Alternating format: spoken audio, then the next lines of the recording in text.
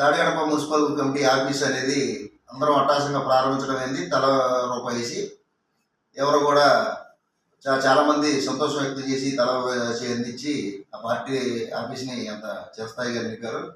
అలాంటి దాన్ని ఎవరికి చెప్పకుండా ఇతను స్వలాభం కోసం అతను వాడుకుని అతను ట్రాక్టర్ డ్రైవర్లు కొడుకోవడానికి, అతను సొంతంగా పర్సనల్ పనులు చేసుకోవడానికి, వాళ్ళ కుర్రోళ్ళని మెయింటైన్ చేసుకోవడానికి దానికి వాడుకుని ఇప్పుడు వచ్చేపాటికి అద్దె కట్టకుండా రైతు బజార్లో షాపులు ఉన్నాయి, ఆ షాపులు అద్దెలు వస్తాయి, ఆ డబ్బులు లేవు, ఆ డబ్బులు కట్టకుండా కనీసం ట్రాక్టర్లో ఇసుక దొరుకున్నాడు, ఆ డబ్బులు మెయింటైన్ చేయొచ్చు.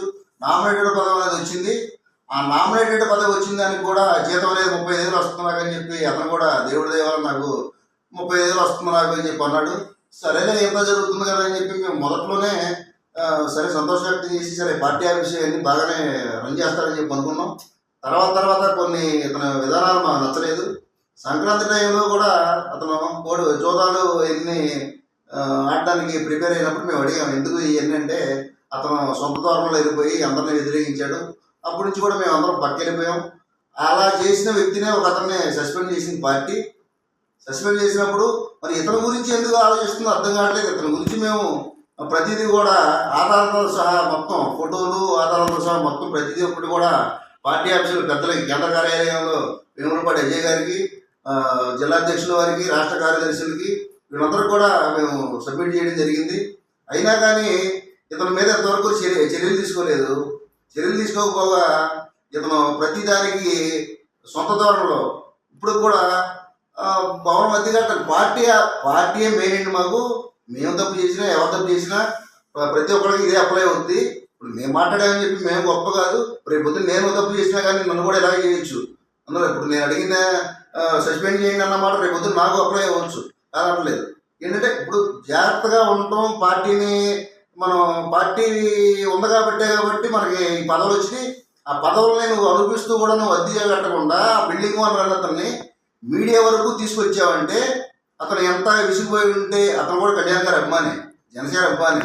అలాంటి వ్యక్తిని కూడా నువ్వు రోడ్డు మీద దాకా తీసుకొచ్చి మీడియా సమావేశం ఏర్పాటు చేశాక తీసుకొచ్చావంటే అంతవరకు కరెక్ట్ అని చెప్పి మేము అడిగాం. అప్పుడు కూడా అతను ఏమంటాడంటే మాకు అతను క్షమాపణ చెప్పాలి, బిల్డింగ్ ఓనర్ క్షమాపణ చెప్పాలన్నాడు. క్షమాపణ చెప్పాలో చెప్పకూడదు తర్వాత మీ ఇద్దరు మాట్లాడుకుంటారు. కానీ ఈ రోజు అనేది పార్టీ అనేది రోడ్డు మీద తీసుకొచ్చిన వ్యక్తిగా నిన్ను మేము ప్రశ్నించేది ఏంటంటే నువ్వైతే కరెక్ట్ కాదు, మున్సిపల్ అధ్యక్షుడుగా కరెక్ట్ కాదు.